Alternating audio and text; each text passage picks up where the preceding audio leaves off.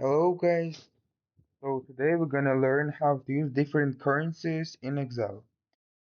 Let's take an example, different brand of cars, as you can see, four different brands of cars, and we have here different prices for each brand of car. To convert these numbers, just numbers, to currencies, we can just uh, come here and press this button, as you can see. We're gonna press. After pressing this button, we will have these option currencies. We're gonna press it. So before this, we should just take that part which we want to convert to currencies and then press this button. So here, as you can see, we have currency section. We're gonna press it. Here, as you can see, now we have these numbers in currencies. As you can see here, these numbers are written in Russian rubles. It's not that necessary, as we can convert these currencies into your own country's currencies. For that, we should again press this button. Not this button. We're gonna go here, and here we will have different options. For example, as you can see, England pound, or Europe euro, or maybe even China's currency. Let's say we're gonna make it in England pounds. We're gonna press this button, and here, as you can see, now we have these numbers in pounds. If you wanna have more options, you're gonna go here and press the last button, another currencies. It's called another currencies. We're gonna press this, and here we will have different version of currencies. um, if you're gonna press this button, we will have different version. Let's take American dollar. I'm gonna convert American dollar.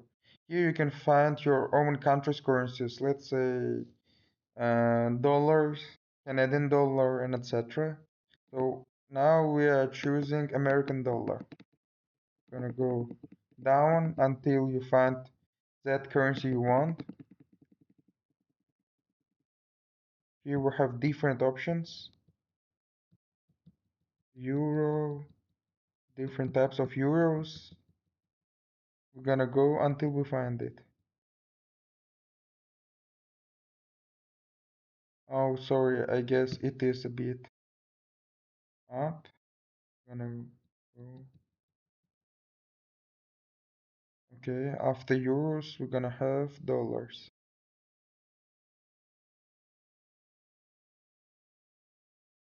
Dollars.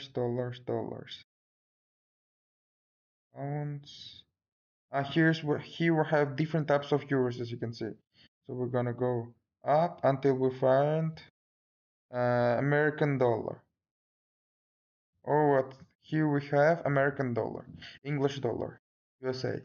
We're gonna press it and then press this button. Okay. Now we have these numbers in dollars in your own, let's say, currency. Okay, I have already explained this button. This will provide us with different versions. Let's say you don't want to press this button. We have for that special buttons called Control 1. If you're gonna press Control 1, this this window will pop up. Here we have currency section. As you can see, it will provide us with currency section. As I already explained, you can change to different currencies. Let's say we are in Uzbekistan and we're gonna change it to our local currency, Uzbek Sum, let's say. We're gonna go down until we find this one.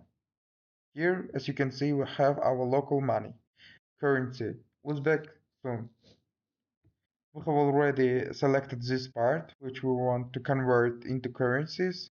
this one, we are choosing this one, and here this will show us in which kind of format it will pop up. So we're gonna press OK, and here we have sums.